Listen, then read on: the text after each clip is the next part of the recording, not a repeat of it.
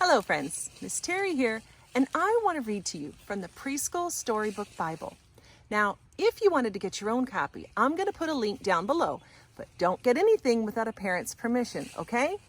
Now, our very first story starts off with creation, so I thought, why not start outside in God's creation with animals that God made? Now, I live on a farm, so I have a lot of animals. They might get a little noisy, but you never know what you're going to see wander into the picture. So let's get started, okay? Our very first story is called The Story and the Song. God wrote, I love you. He wrote it in the sky and on the earth and under the sea. God wrote it everywhere because God created everything in his world to reflect him like a mirror, to show us what he's like, to help us to know him, and to make our hearts sing. The way a kitten chases her tail, the way red poppies grow wild, the way a dolphin swims. And God put it into words too, and he wrote it in a book called the Bible. Now, some people think that the Bible is just a book of rules, telling you what you should or shouldn't do. The Bible certainly does have some rules in it. They show you how to live a life that works best. But the Bible isn't mainly about what you are doing. It's about God and what he has done.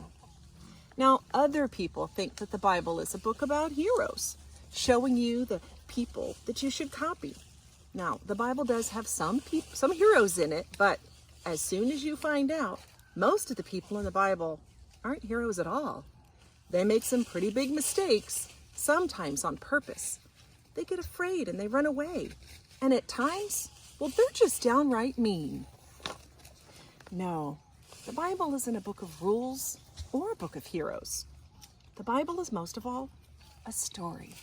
It's an adventure story about a young hero who comes from a far country to win back his lost treasure. It's a love story about a brave prince who leaves his palace, his throne, everything to rescue the one that he loves. And it's the most wonderful fairy tale of all because it's true. You see, that's the best thing about this story. It's true. There are lots of stories in the Bible. This is sugar, guys, by the way. Lots of stories in the Bible, but all of the stories are telling one big story. The story of how God loves his children and he comes to rescue them. And it takes the whole Bible to tell that story too. And at the center of the story, there's a baby. Every story in the Bible whispers his name. He is like the missing piece of a puzzle, the piece that makes all of the other pieces fit together. And suddenly, you can see a beautiful picture. Now this is no ordinary baby. This is the child upon whom everything would depend.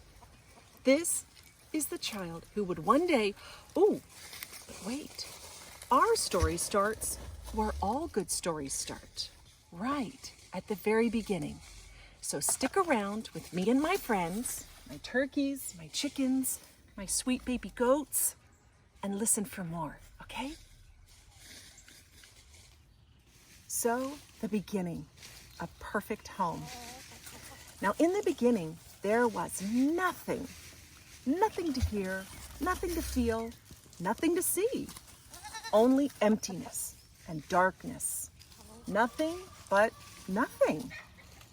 But God was there, and God had an amazing plan. I'll take this emptiness, God said, and I'll fill it up. Out of the darkness, I'm going to make light. And out of nothing, I'm going to make everything. Like a mommy bird flutters her wings over her eggs to help her babies hatch, God hovered over the deep, silent darkness. He was making life happen. God spoke. That's all. He spoke. And whatever he said, it happened. God said, "Hello, light," and light shone in the darkness. God called the light day and the darkness night. "You're good," God said, and they were. Then God said, "Hello, sea, hello, sky," and a great space opened up, wide and open and deep. And God said, "You're good." And they were. Then God said, "Hello, land." And there, splashing up through the oceans, came cliffs and mountains and sandy beaches. "You're good," God said. And they were. "Hello, trees. Hello, grass. Hello, flowers." And everything, everywhere burst into life. He made the bud buds and the shoots shoot and flowers flower. "You're good," God said. And they were. "Hello, stars," God said. "Hello, sun. Hello, moon." And whizzing into the darkness came fiery globes, spinning round and round, whirling orange and purple and golden planets. "You're good," God said. And they were. "Hello, birds," God said.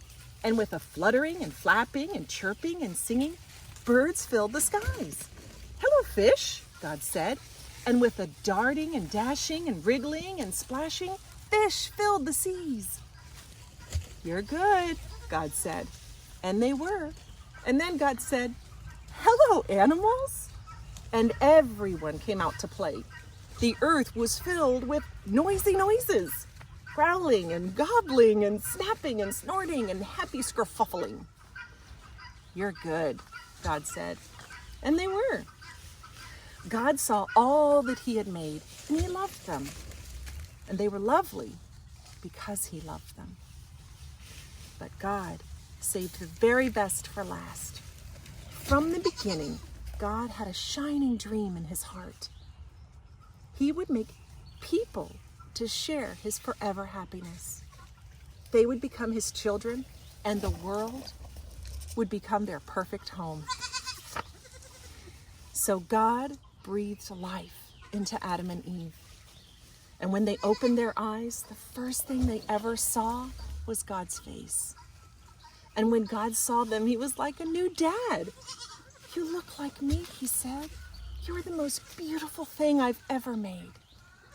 And God loved them with all of his heart. And they were lovely because he loved them. And Adam and Eve joined in the song of the stars and the streams and the wind and the trees and the animals.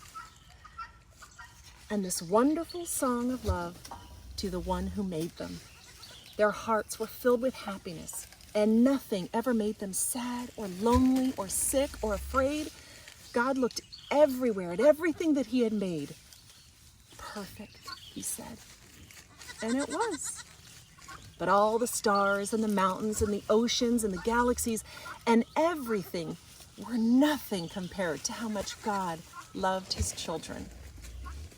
He would move heaven and earth to be near them, always. Whatever happened, whatever it cost him, he would always, always love them. And so it was that the wonderful story began. Now, guys, thanks for joining me today. Thanks for joining my farm friends, my chickens, my turkeys, my goats. And as we read our stories, there's going to be more and more for you to see. Amazing things that God created. But the most important thing is that God created you. And he loves you so much. No matter what, no matter when, he loves you. Always remember that. Now be good.